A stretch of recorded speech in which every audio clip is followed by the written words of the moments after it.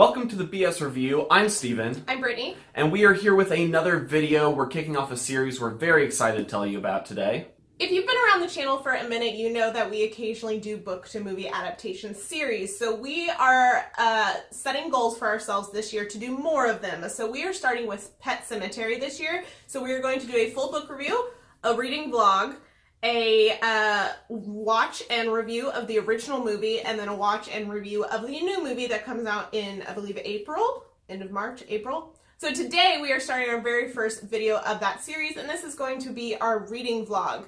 So if you guys have never been to one of our reading vlogs, I think we've only done 2 of them. Yes. So we'll throw one up for you to go check out.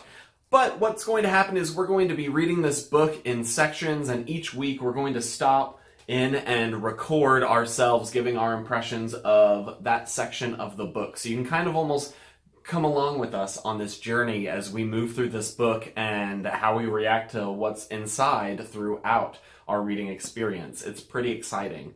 But it will be full of spoilers, obviously, because we're just going to be talking about the book in here. So if you've already read the book, then you're welcome to keep watching. But if you don't want to get spoiled on everything inside of this book, then we recommend you go read before watching this video or wait for our book review that you guys can watch that first, which will be spoiler free.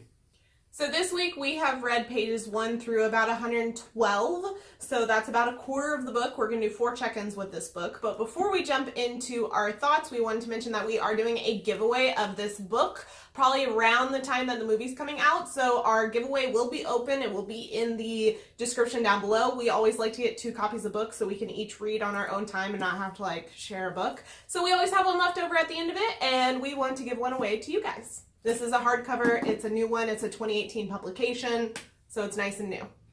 And yeah, the giveaway is going to go until our final video in the series of our movie review for the newest film. So there's a time limit, so make sure you jump in on that. So let's talk about this book.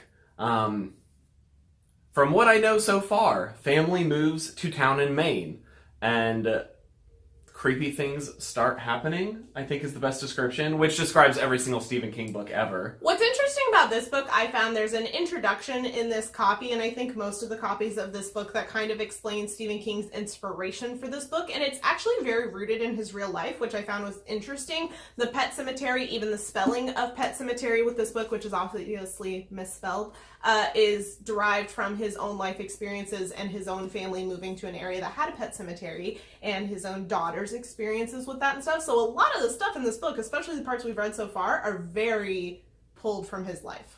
And Stephen King considers this to be his scariest book, which I'm excited for. I did think there were some spooks throughout the plot as we went through it. I guess we can start talking about it. Yeah, so he moves to this town. He is a doctor, the main character, which is Lewis, and it's him, his wife, his daughter, and his son, and he has moved to this town to be a doctor at the university, and their property has a trail that goes to this pet cemetery, and he has some neighbors across the street, some old neighbors, the nice neighbors, and that's kind of where we start this story.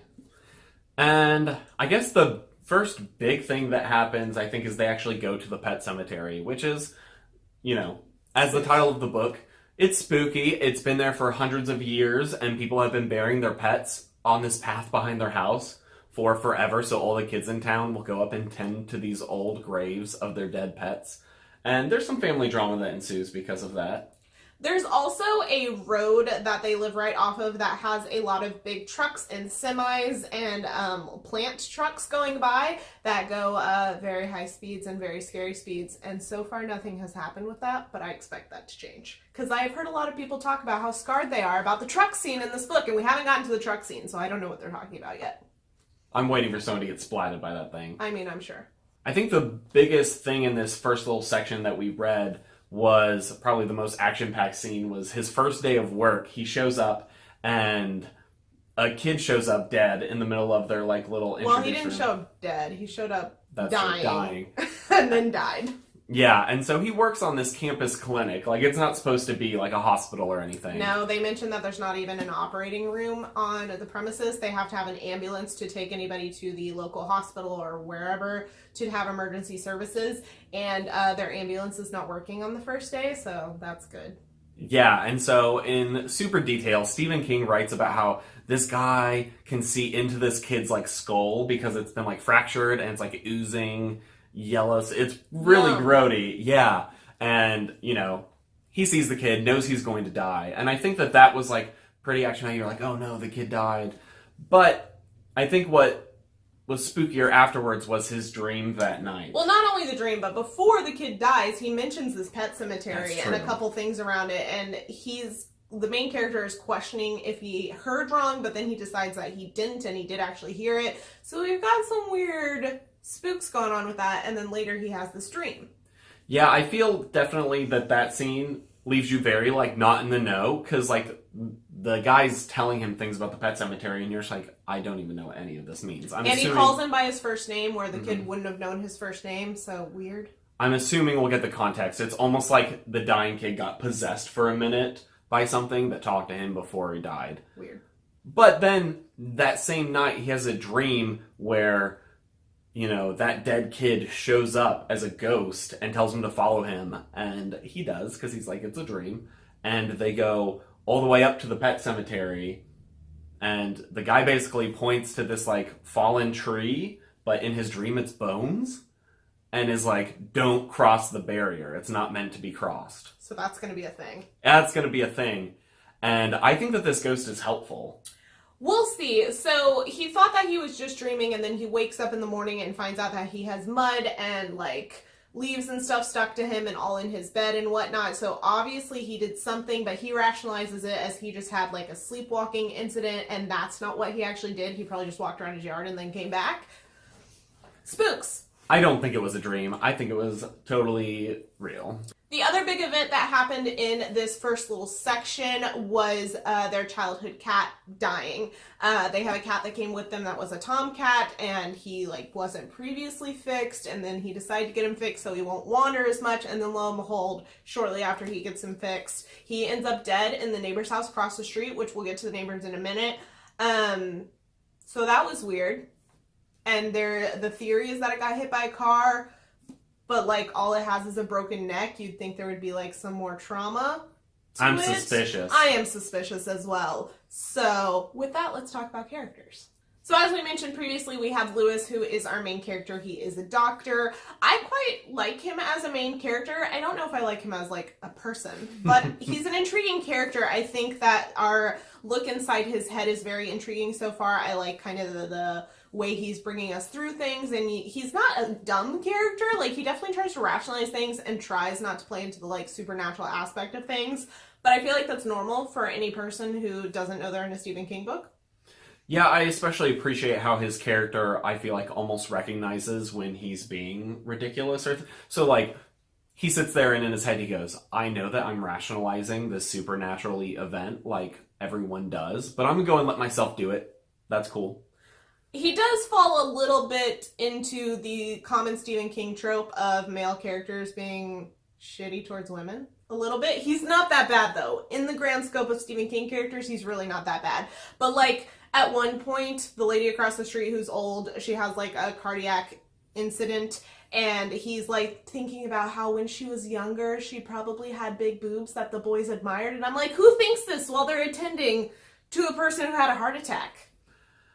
I think it does a good job of most of the time presenting a character that's interesting and for you to root for, but not too much, because every once in a while you hit a speed bump like that makes you reevaluate as soon as you start getting behind Lewis as a character. Yeah. It's, oh yeah, and I had sex with that whore that one time. Yeah, so we've also learned that he's cheated on his wife at least once. It's been touched on very briefly in a couple dropped sentences here and there, but hasn't been dived into. And he was gonna hit his kid right in the very beginning of the novel, right as you're learning about him. He's like, my daughter pisses me off, and I rose my hand to strike her and decided not to. And it's like, you're just gonna backhand your kid, not like a spanking, you're just gonna hit him. So he's a very flawed character, but he's a very interesting character so far, and I'm intrigued to see how he handles events that come up, because his wife and him are already at odds in how to deal with his daughter learning about death, which is a big theme of this first section, because she was taken to the pet cemetery and that was kind of her first brush with death. And then she was really worried about her cat, and now her cat has died. So I'm sure that will cause some tensions. And everyone's talked about the cat in this book before, so I think the cat comes back. yes, We'll see. Pretty sure. We'll get into that. Yeah, we'll get into our theories and predictions section for the rest of the weeks at the end. But yeah, that's all how I really feel about Lewis. I'll be interested to see how he responds to more things happening. And then we have Judd, who lives across the street. He's an older man. I think he's supposed to be 75. His wife's 60s, older. 70s. Yeah, it's because he's supposed to be in his late 70s, but because it keeps mentioning he moves like he's in his 60s. Oh. And so he's an interesting guy. The beginning of the book starts off by Lewis essentially being like, this is the guy who was supposed to be my father, and he feels like a father to me. He seems friendly enough. He seems like he always is just a little bit more in the know, like he almost has a supernatural knowledge of what's going on in Lewis's head. He's lived in the area for his whole life, so he knows a lot about the customs and just the goings-on of the area and a lot of the people who live in the area, so he's very good to have as a neighbor for Lewis and his family. Day one they show up and someone got hurt, so they're there to help administer first aid and get to know them, and every night Lewis goes over to Judd's house to have like a beer, so they're becoming very good friends, and they're presented as this very sweet old couple. I'm suspicious. So, I was on the sweet old couple train until the cat died. And I'm suspicious because the cat died in neighbor's yard, in Judd's yard. And there was just the way Stephen King writes, like he can kind of lend you towards he plants those seeds of suspicion in your brain, and he's definitely done that. Whether it's a red herring or not, we're not sure. And that's why I'm suspicious. Because the two biggest things that get to me is the fact that the cat was completely okay except for the broken neck. And it had no interest in leaving the house, and then all of a sudden it's across the street. And Judd was the one to call, being like, your cat's in the yard. And I feel like it was written in a specific fashion to cause suspicion. Like it had Lewis specifically looking at the cat being like, it's interesting that the truck didn't splat the cat and that it's completely fine besides the broken neck. And throughout this, every time Judd does something, they take the time to mention how, like, quick or, like, agile he is for someone of his age, and that makes me super suspicious. I'm so suspicious of this guy, and so we'll get more to it in theories and events, but another nice. Damning evidence for me is that we have no villain yet, and that's very strange for a Stephen King book. Even his books that are rooted in reality and not have a supernatural element, there's still a villain of some sort, whether it's an overarching, like, group of people or a town just being creepy. Like, the town here isn't even creepy, which is weird for Stephen King. Like, the Pet Sematary aspect of it is creepy, but not the town in and of itself, like Derry or something like that. And so there's no villain yet, so who's going to be our villain? So far, I think the tone of this book is very classic Stephen King. This was written in the 80s, which was kind of, at the height of when he was pumping out all of these books. And I think it's very similar to past Stephen King books that I have read during that time. I really, really like this book so far. I'm very hit or miss with Stephen King books. I tend to either love them or hate them. And this almost reads more like Salem's Lot, even though I didn't really enjoy Salem's Lot, but I'm enjoying this one. Like, it's a quick read. It draws you in really quickly. You get connected to the characters pretty fast, and you're already in the thick of it super quickly. It does feel very Stephen King. I felt like pages 1 through 35, I was like, this is okay. 135? We didn't get that far. No, 1 through 35. Oh. And, yeah, 1 through 35. But then after that, you start to hit some of the major sequences that we mentioned earlier.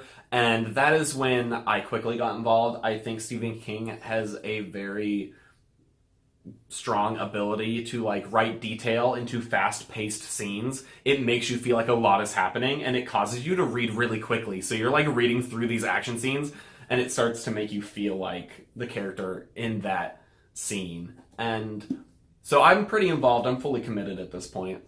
So let's talk about our theories and predictions for the book moving forward. And then when we reach the end, we can talk about if we were right or not. But I think my grand prediction is that Judd's evil. Full on evil, not even just like creepy? He's evil. He's older than we think. I think that he is purposefully trying to do something with the Pet Sematary. Whatever this barrier is, don't cross the barrier. I think the ghosts are helping, trying to protect it. And I predict, this is like wildly speculative, but I think the cat is going to die. He's going to bring The cat it. is already dead. Yeah, the cat is dead. He's going to bring it back using the Pet Sematary, think everything's cool. I think Rachel's going to get hit by a truck, and he's going to put Rachel on the ground because he's not going to know what to do without her, and then she's going to come back, but be different and not okay. And that is where all the crazy stuff is going to happen because Rachel's going to come back. I thought your original theory was that the little girl was going to get hit by the truck. Now you think it's wife? I think it's wife. Based on how it's written and how much he depends on her for his like emotional well-being. So when she's gone, I think he's going to be like, nope, I have to do it. And I know that it brought the cat back. So it'll bring her back too. So we have not watched the original Pet Sematary, neither of us have, so we just know based on like general discussions people have had, we don't know any for sure spoilers, but I'm like 99% certain the cat gets brought back at some point, whether someone does it intentionally or it's the mystery of the burial ground. So yeah, I definitely think the cat's going to come back. I think someone else is going to be brought back. Not sure who yet. I'm betting either daughter or wife. The little boy's like too little for it to be a thing.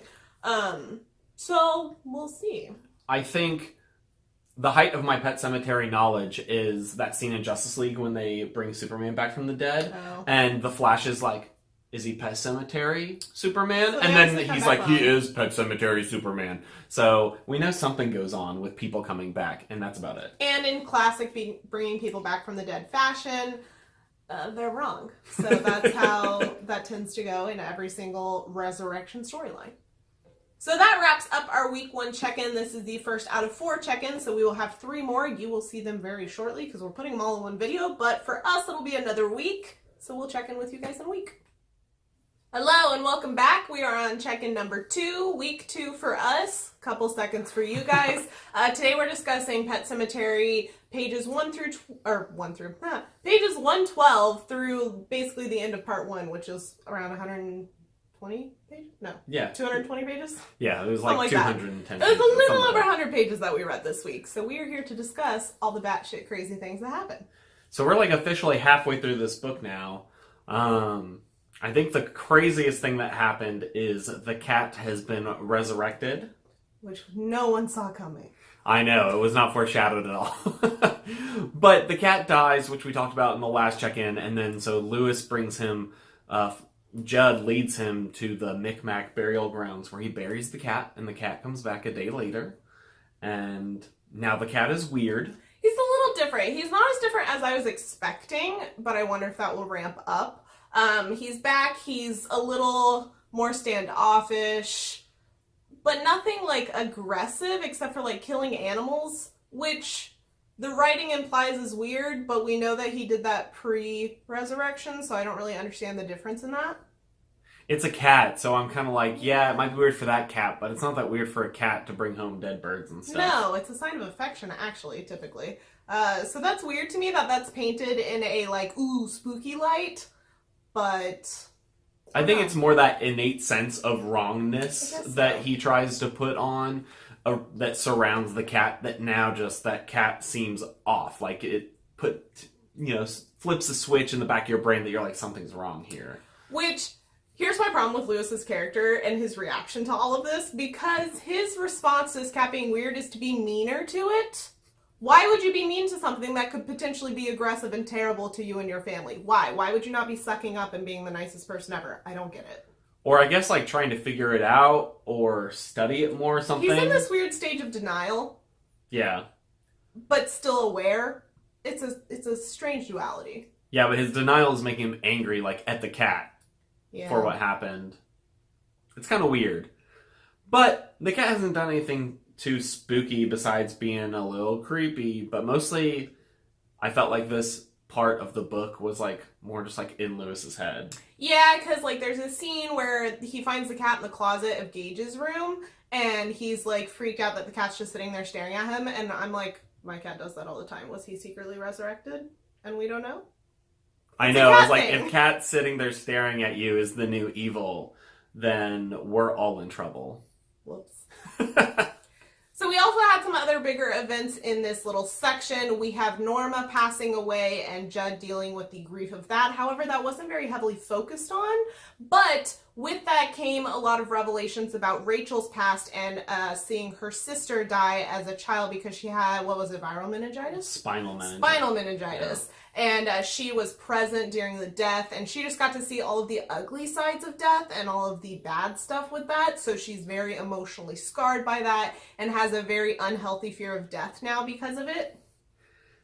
Yeah, so it was interesting to see more of her character. I didn't feel like it was necessary for the storyline yet, but it was interesting. Yeah. So, I feel like not a whole lot happened. It's not that not a whole lot happened. It's that there's these stretches in between things happening, and it's kind of like watching a movie where things are kind of on fast forward, but then you focus on one section, then you fast forward some more and focus on another section, and it makes for a pretty quick read. But I feel like this section almost didn't draw me in as much as the first part. The sections you focus in on did, but the in-betweens, I found myself skimming a lot of paragraphs because of it. I'm still really enjoying the writing and really enjoying the book, but it feels a little meandering right now when we've been introduced some really cool dark stuff, and I just want to get back to that. Yeah, I feel like our first check-in, that first 100 pages, had a lot of exciting action, like 2 big significant things happened, and there was creepiness and spookiness, and everything felt very intentional in setting the stage, and I was like, ooh, what comes next? And then what came next was like, honestly, a little boring in comparison. It wasn't necessarily boring, and the way he wrote it was interesting enough to keep me reading, but it's like you said, it felt like it wandered off its path just a little bit, and I'm ready for it to go back to like what I would consider the core plot of things happening. Which I have found that this is pretty typical of Stephen King's older works. Newer works I'm not as familiar with, but this tends to be pretty on brand for him, so I'm not necessarily surprised. I also have a little bit of an issue with how much foreshadowing is happening in this book and how long it's taking to get to those foreshadowed pieces. Like, I find myself just wanting to skip ahead to these pieces that are being so heavily foreshadowed in almost every chapter that I just am impatient. To the point where it straight up, like big spoilers, it straight up is like, who knew that the problem was not the sickness, but would in fact be the big old truck? Yeah. And you're like, okay, well now I'm ready to get to the big old truck section. You better not fluff another 50 pages in here before we get there. Yeah, and there's like a part towards the end of this section where he starts off with the whole like, this is, I knew that when I tracked back, this was the last good day. And there were several days after that where like, it wasn't as good a day. So I'm like, okay, so it was the last good day, but the next day was not the horrible day. Now we have to sit through this little meandering part of neutral days to get to the pacing, man. It's bothering me a little bit. Yeah, so it felt like part 1 was trying to figure out a way to close so it could skip ahead to part 2, and I'm really hoping that part 2 picks up, I think, the pace of the first 100 pages again, because it seems like the pacing in this second section just kind of like slowed down a little bit, and we feel a little bogged down. And I think I like Stephen King stuff best when things are moving like fast, so... And the way he introduced this book is talking about how this is like the darkest or too far of a thing he's ever written. And I'm like, so far it was further. So I'm waiting for the really fucked up stuff, I guess. Which we have had some, again, foreshadowing heavy implications of human resurrection and that it may have been done in the past or could be done in the course of this book. Because he does ask Judd at some point, like, oh, has this ever happened with a person? And Judd does the, we could never, why would you think that?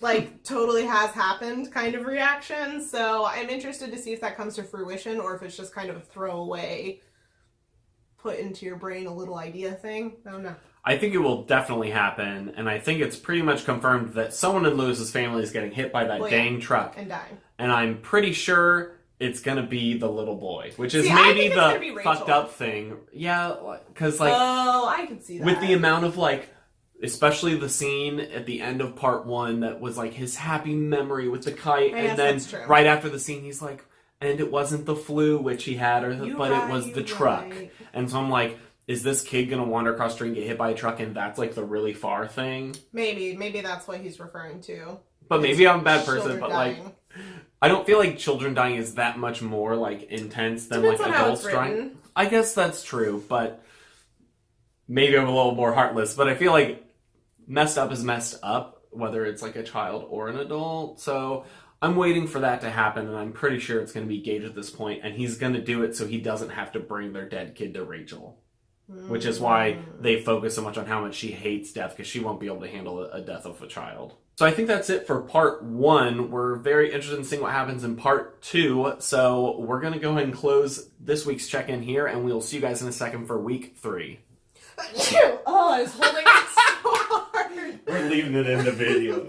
Welcome back. It's been a second for you guys. It has been another week, a little longer if we're honest, but we did read our part 3 out of 4 of the book, and some things finally went down. So we read up to page 335? Yes. Yes. So we left off last time talking about, I guess we don't really need to recap it, you guys just watched it, but we were considering who could possibly be the truck victim. We now know it was literally the next page that we find out, because it opens with a funeral. Mm-hmm. So, Gage, Stephen was correct. I was correct. He was. Gage got hit by a truck. It was very gruesome, very detailed. But to be fair, it wasn't that great of a prediction at that point, because they foreshadowed it so heavily, which is, I think, one of my complaints about the book at this point. Yeah, we'll get into that a little bit more as we talk about this section. But we've got Gage. They're at the funeral. His in-laws, like his wife's parents, like blame him for it because they have this whole like, you stole our daughter from us complex, which tends to be a common thing with in-laws of daughters. It's weird. Or parents of daughters. Yeah. Man, that dude's an asshole. He like started a fight at the funeral to where like the freaking why can't I think of coffin. The coffin, there you go, words. The coffin like fell to the ground. Luckily it didn't like pop open crazy or anything. It was very haunting of Hill House. It was very haunting of Hill House. I wonder if they had inspiration for that scene for the show. Maybe, I don't know. I don't know. But man, that guy's a jerk. And pretty much this entire section was the funeral, and then the grieving process, yeah, and him not handling it, and his family not handling it well, but our main character in particular not handling it well. Yeah, and we did get more backstory because his friend Judd did give him the story of another human that was brought back during Pet Sematary. Because he comes over, he's like, I know what you're thinking, don't do it. Here's why. And so we do get more backstory on that. They do come back, but it's similar to the cat, that they come back and they seem like something's wrong, almost like they're possessed. But it's a lot bigger of a difference than with the cat, I feel like. I feel like with animals, they're not quite as nuanced as humans, I guess. And so with a human, yeah, he came up as like back as a basic zombie, essentially, just one that doesn't want to eat brains. But then at some point he knew things that he shouldn't know, and he almost turned like me, like out of nowhere, was just like, I know things about all of you. It's almost like they go to whatever afterlife exists in Stephen King's mind, and then come back with the knowledge they've gained from that, but it's like they've seen some shit, so they don't come back fully human. It's this weird, like, half in, half out, which I feel like is pretty common with resurrection stories. Yeah, so, I mean, I felt like that was interesting, but I also didn't feel like it was anything really that new in terms of information. I feel like if I had read this book when I was a lot younger, it would have been mind-blowing.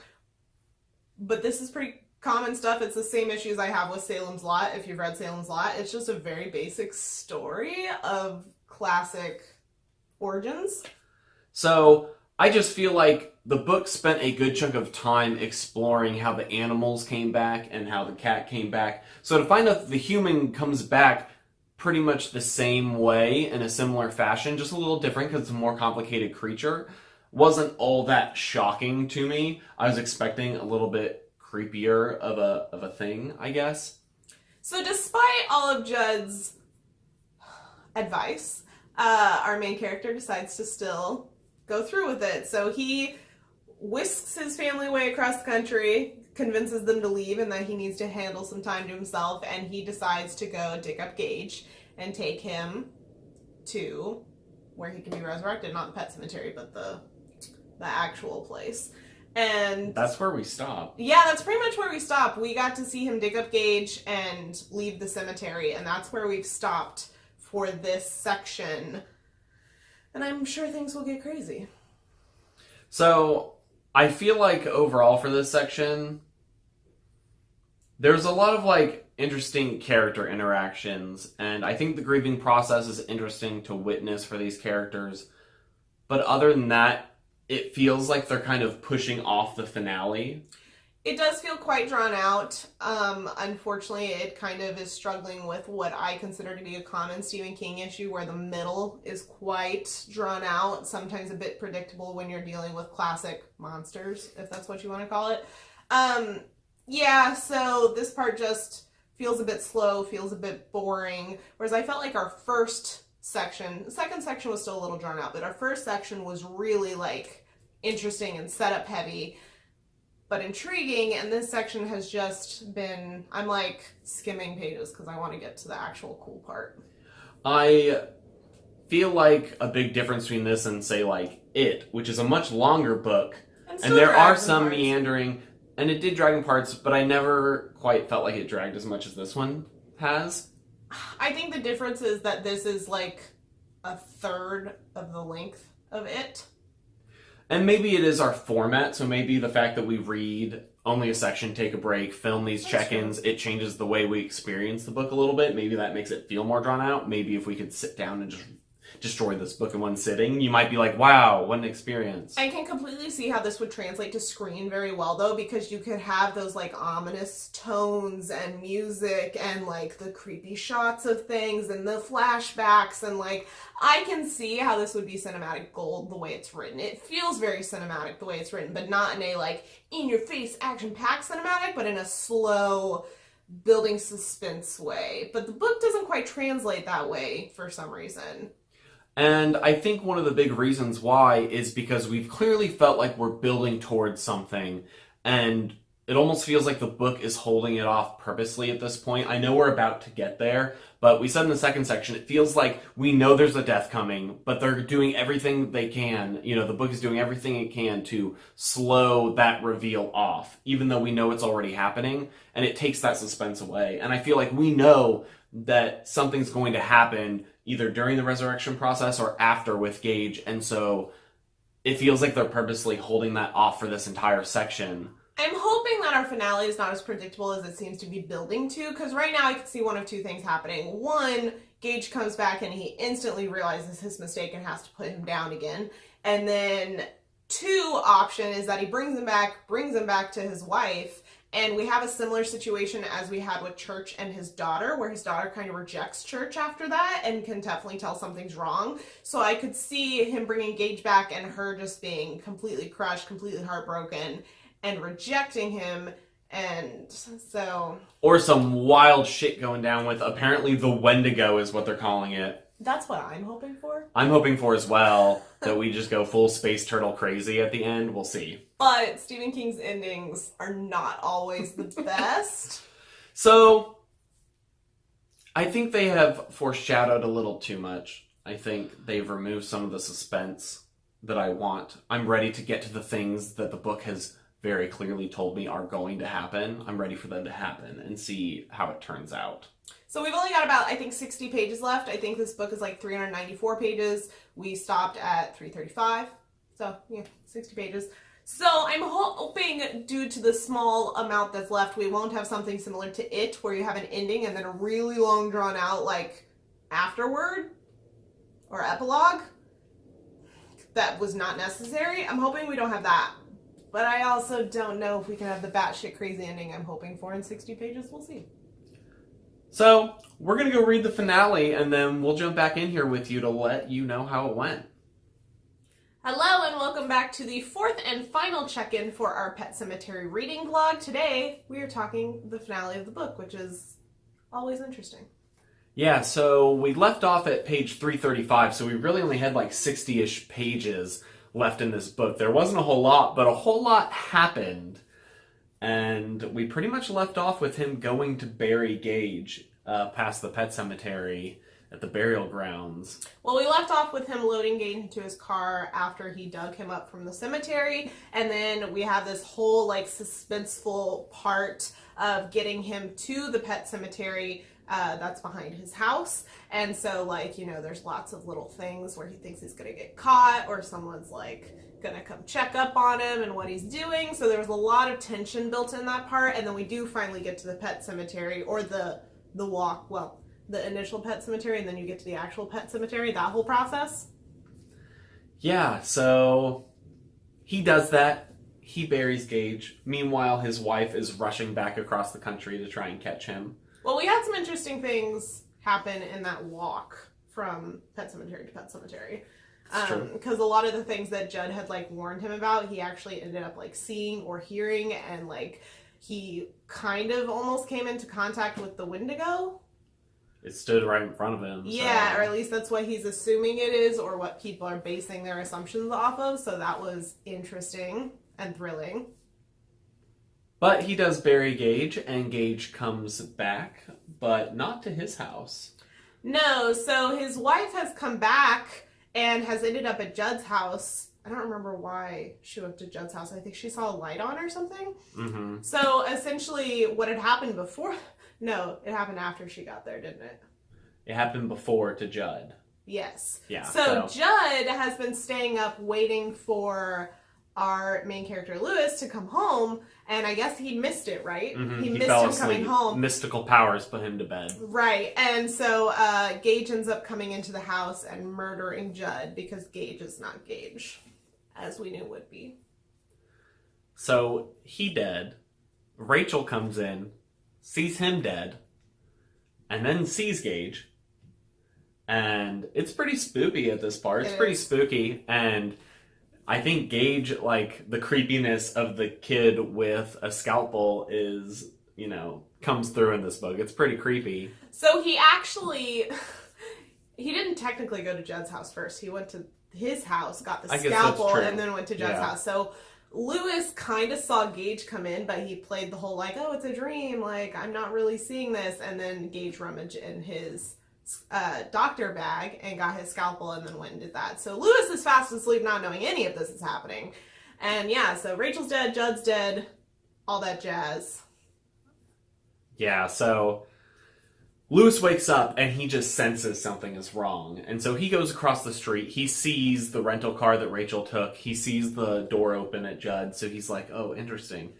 At this point, he has an extreme sense of dread. He goes in. He finds Judd dead, which he did not react to very much. He was just like, oh, no. Yeah. I think at this point, Lewis is like completely insane. I think the burial grounds and the death of his son has left him like totally a shell of himself, because you can see him slowly losing it over the last like 100 pages or so, where he's only thinking about this one thing.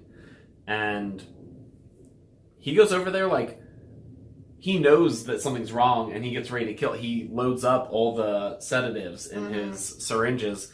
He kills the cat again, and then he goes and sees Judd, and then he sees his wife, which was sad. It was gruesome too. Like, the descriptions were very gruesome. I also found Gage's descriptions very gruesome, but also weirdly vague. Like, I found myself not being able to get a clear picture of what Gage looked like. It was more the feeling he gave off by his presence, not necessarily his physical appearance, which was interesting. Maybe that was just my reading experience. Which they do have some like shape-shifting happening in there too. Did they? Yeah, like it has like the people see him as something else at first. Oh. Because it had Rachel see Zelda at first. But I think that's her own psyche, not Gage's effect. But I think it's like the magical effect with the coming back. Maybe. I don't know, because then that happens a couple times when Lewis is dealing with him, so. I think it's a psyche thing, but debatable. But Gage apparently took a couple bites out of Mom. A few. Which is pretty spooky. And then you have this really quick fight scene that goes over the course of like a page. Yeah. And Lewis wins and friggin' puts the syringes in him and re-kills Gage. And that's pretty much the end of it. And the book ends with him carrying Rachel off to the burial grounds next, saying, oh, the problem was I waited too long. I waited like 3 days. I should have done it right away. And going back. Yeah, so it's almost set up for a sequel, but there's not a sequel, which I appreciate. So let's talk about our general thoughts on this last section, and then we'll talk about like our general thoughts on the book now that we've concluded it. I think that that's in part, I was really hesitant going into it because I thought that the ending was going to be not great because Stephen King sometimes struggles with the endings in my opinion. But I found this ending to be really good and really compelling. I think my main complaint is that it was so short and rushed. Yeah, I definitely agree. I felt like he crammed so much into the finale, which I quite enjoyed, but we spent such a long time trying to get here. I want more than like 40-page finale. From the moment of the final like encounter, it's only like 20 pages to the end of the book, something like that. And so it feels like it goes by so fast for all this build up. And we mentioned in our previous weeks, it's like so much like slow build up, foreshadowing, going towards this thing, and for it to be over so quickly was my biggest complaint. I do feel like the sense of dread and suspense in this finale was very well done, very well written. I can totally see how this could be a very cinematic type story. Obviously, we have not watched the original movie yet or the new one because it's not out yet. But I can see how this would translate to screen extremely well, so it doesn't surprise me that it's already gotten a movie and getting a remake, as all Stephen King movies are getting lately. We have 2 new announced ones that just like got announced this month. It's a whole thing, but I'm excited to see how the movie displays this. I definitely feel like there can be a lot of creeps in this film, especially with the ending, that I'm looking forward to seeing in the movie. And I thought it was pretty good. I always wish that they just gave me a little bit more of like some of the, I guess, the rules and things like that. The lore. Yeah, the lore surrounding this, because they kind of mention, but it's so vague, it leaves so much up to the imagination, which is probably intentional, but I just want to know, like, I want to know more about the Wendigo. My interest is piqued. I want to know more about how this whole thing works. It's also interesting to me, which I believe, was this written before or after it? I have no idea. Because he talks about how messed up this book is and how he felt like he might have finally gone too far with a book, but I found it to be much further in terms of moral corruptness and gruesomeness, personally. Pull our first edition down, see what... So this was a 1983. I think it came out after that. 1986. So maybe that's why. Maybe he considered this his most fucked up one, essentially. And then he wrote this, which was even more fucked up. We have a whole reading blog for this as well, if you want to check it out. So this is far more messed up than that one. Highly agree. Because, like, that one felt so tame, and since it was kind of built up as that, I was like, I'm waiting for, like, lots of spooks and scares. But this one is just, like, genuinely, like, creepy, scary, and skeevy. Like, there's so many different elements of the creep factor in this novel. Highly recommend you go check out our other videos and read this book. But I almost wish that a booktuber I follow, she is reading through all of Stephen King's, and she is doing them in publishing order, which I almost feel like would have been a really interesting way to go through his works, because then you see him, or any author's the evolution, works. Yeah, it's really interesting to read authors in their publication date order, because you kind of see how they develop and how they grow, especially Stephen King, who has such a wide range, maybe not range, but a lot of books, and over such a long period of time, and he's gone through very many phases with his books. Like, he had his drug-riddled days, and then he had, like, his sober days, and now he is present, and, you know, so I think it would have been really interesting to go through his books chronologically from publication, and then you would have been like, yeah, this is super messed up, and then you get to this and be like, oh my god, it's even more. But since we read this one first, I was expecting this to be a little more out there than it was. I found it to be a very typical resurrection story, very similar to how I felt about Salem's Lot. I think I've mentioned that already.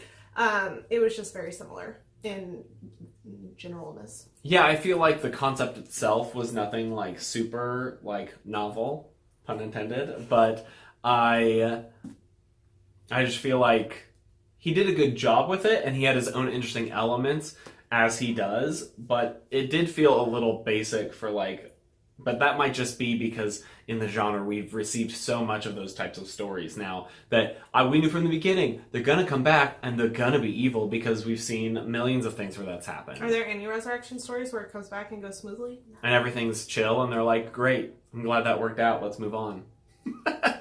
It's a trope within the genre. It's the genre. Like, it's like a necessary part of it, So that is our journey through Pet Sematary. It was definitely one of our shorter book reading vlog journeys that we've done. I feel, is this the shortest book we've done, or is Ready Player One shorter? I think Ready Player One we did in 4 chunks. Maybe so. I don't remember. Ready Player One felt longer because a whole lot more happened in that book, it felt like. But thank you for joining us, and we quite like this book. I'm looking forward to the movie. It wasn't the best Stephen King we've read, I don't think. I gave it 4 out of 5 stars, which I also gave it 4 out of 5 stars, but if I gave half stars, it would have been like 4.5. And So, really the only reason it's not a 5 is because of 8 pages. So. We don't want to hear about that in the comments, though. No. Go to our other video to talk about that. But we enjoyed this one a lot, and we will have a book review coming to you guys. It'll be spoiler free, so if you watch through and you got spoiled and everything, cool. But if you want to know a more concise, I think, full version of our thoughts on the novel as a whole, or if you have friends that you want to recommend it to and they want more thoughts, send them the spoiler free one. But that will be out soon, along with, like we said, this is part of a series review of the original Pet Sematary film and the new one when it comes out, so stay tuned for that. And don't forget that we have a giveaway going on for one of our copies that we currently have. They are brand new hardcovers. Obviously, they've only been read through once. They're still in perfect condition. So make sure that you follow the link down below, follow the instructions to enter. Are we doing this international? We'll have details listed down below once we decide. We're filming this very far in advance. Yeah. So yeah, submit for a giveaway. And we will see you guys in our next video. Make sure you subscribe if you want to continue seeing what's going on with this series. If you're interested in our full thoughts on all the things, give this video a like if you enjoy our reading vlogs and want to see more. Also, leave comments down below if you have recommendations for book to movie adaptations that you want to see us go through the whole series. We already have a few planned, but we always want to hear your thoughts. And we will see you guys in our next video. Bye!